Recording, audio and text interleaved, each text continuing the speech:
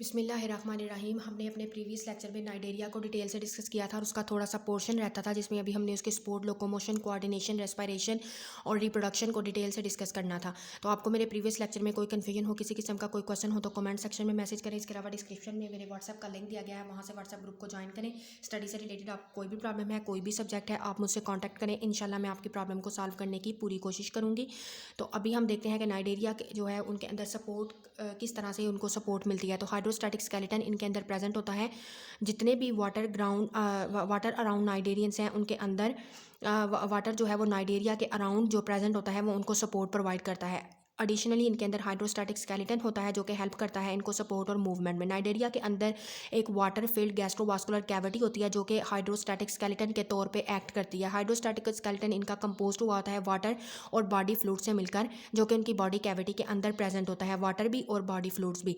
तो ये as a hydrostatic skeleton जो है वो काम करता है। कॉन्ट्रैक्टाइल एलिमेंट इनकी बॉडी वॉल के अंदर प्रेजेंट होते हैं जो कि एक्ट करते हैं अगेंस्ट हाइड्रोस्टैटिक स्केलेटन।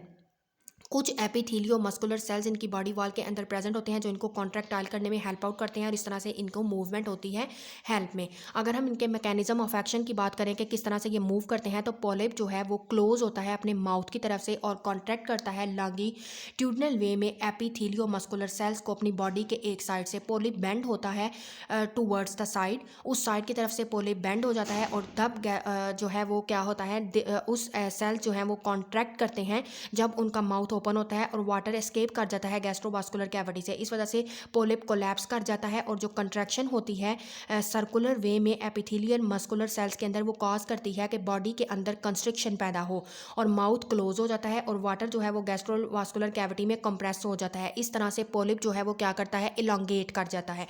अगर हम इनकी लोकोमोशन की बात करें कि ये किस तरह से लोकोमोट करते हैं, तो लोकोमोशन जो पोलिप के अंदर होती है वो डिफरेंट टाइप की लोकोमोशन होती है। ये मूव करते हैं समरसॉल्टिंग मूवमेंट, यानी कि कलाबाजी खाते हैं, इस तरह से ये मूव करते हैं। और अगर हम देखें कि समरसॉल्ट मूवमेंट जो होती है इनके अंदर, वो इनके होती है फ्राम बेस टू टेंटिकल और टेंटिकल टू बेस ओरिजिन की तरफ। और इसके अलावा ये इंच वर्म फैशन में भी मूव करते हैं। वो किस तरह से कि ये अपनी बेस जो है उसमें ये अपनी बेस और टेंटिकल्स को यूज़ करते हैं पॉइंट ऑफ अटैचमेंट के लिए। पोलिप अटैच हो जाता है अपने एक बेस के साथ और वॉक करता है अपने टेंटिकल्स के थ्रू। इस तरह से ये ग्लाइड करता है स्लोली किसी भी सबस्ट्रेट के साथ। अगर हम मेजोजा के अंदर लोकोमोशन की बात करें तो मेजोजा फ्री स्विमिंग है और फ्लोट करता रहता है। वाटर करंट और विंड जो है वो रिस्पॉन्सिबल होती है इसको हॉरिजेंटल मूवमेंट इसकी करवाए। अगर वर्टिकल मूवमेंट इसके अंदर प्रेजेंट भी होती है स्विमिंग के अंदर, और वो होती है कंट्रैक्शन ऑफ सर्कुलर और रेडियल एपिथेलियो मस्कुलर सेल्स प्रोड्यूस करवाते हैं इसके अंदर रिदमिक पल्सेशन इस बेल के अंदर, और ये जो है मूव करता है वर्टिकली। इस तरह से वाटर जो है वो ड्राइव करता है इसके अंदर इसकी बेल के नीचे से और प्रोपेल करता है मेजोजा थ्रो द वाटर के अंदर। इस तरह से वो मूव करता है। अगर हम इनकी कोऑर्डिनेशन की बात करें कि नाइडेरिया कोऑर्डिनेट किस तरह से करते हैं, तो इनके अंदर नर्वस सिस्टम जो है नाइडेरिया के अंदर वो प्रेजेंट होता है। प्रिमिटिव नर्वस एलिमेंट रखने वाला ये एनिमल किंगडम है। इनके अंदर नर्व सेल जो है वो इनके एपिडर्मिस से और मेजोग्लिया की लेयर के करीब प्रेजेंट होते हैं नर्व सेल्स, और इंटरकनेक्ट हुए होते हैं 2 डायमेंशनल नर्व नेट के थ्रू। ये नेट जो है वो इन नर्व इम्पल्स को कंडक्ट करवाता है इनकी बॉडी के अराउंड, और ये रिस्पॉन्स करते हैं लोकलाइज वे में। लोकलाइज वे में ये क्या करते हैं, रिस्पॉन्स करते हैं।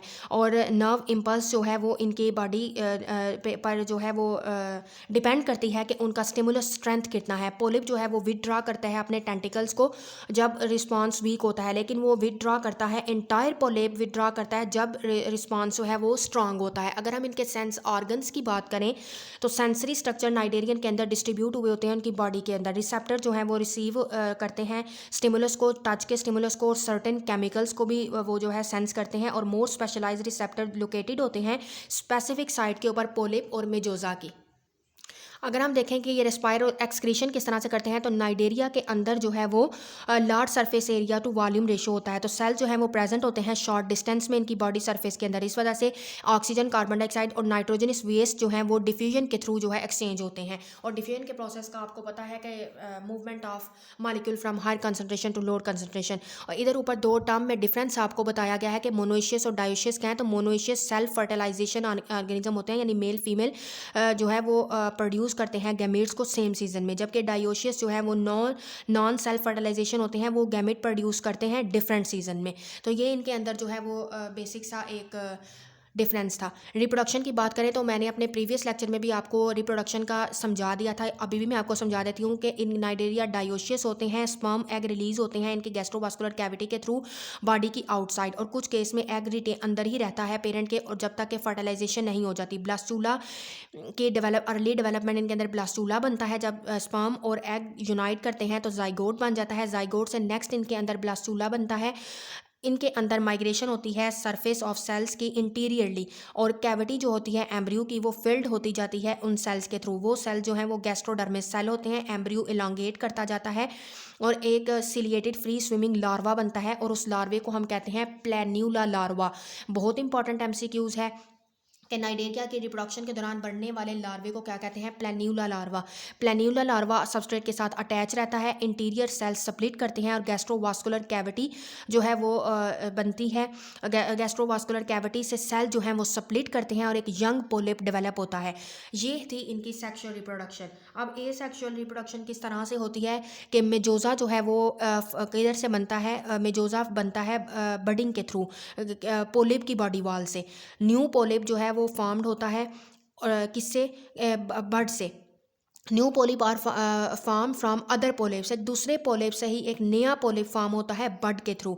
बर्ड जो है वो डिटैच हो जाती है पोलिप से, और सम टाइम बर्ड जो है वो अटैच ही रहती है पेरेंट की बॉडी के साथ, और एक जूइड कॉलोनी जो है वो बनती है। तो ये इनके रिप्रोडक्शन की डायग्राम है। हमने अपने प्रीवियस लेक्चर में भी इसको डिटेल से डिस्कस किया था कि इस तरह से ये मेजोजा है, एग और स्पर्म प्रोड्यूस होते हैं, फर्टिलाइजेशन होती है, फर्टिलाइजेशन के बाद जाइगोट बनता है, फिर ब्लास्टूला के सेल बनते हैं, ये अर्ली एम्ब्रियो की स्टेज होती है। उसके बाद प्लेन्यूला लार्वा बनता है, और प्लेन्यूला लार्वा से फिर आगे पोलिप, और इसी पोलिप से बर्ड बनती है, और नेक्स्ट जो है वो दूसरा पोलिप जो है वो बनता है, और बर्ड के थ्रू ही इनके अंदर जो है वो मिजोग्लिया भी बनता है। तो ये इस तरह से इनके अंदर अल्टरनेशन ऑफ जनरेशन होती है।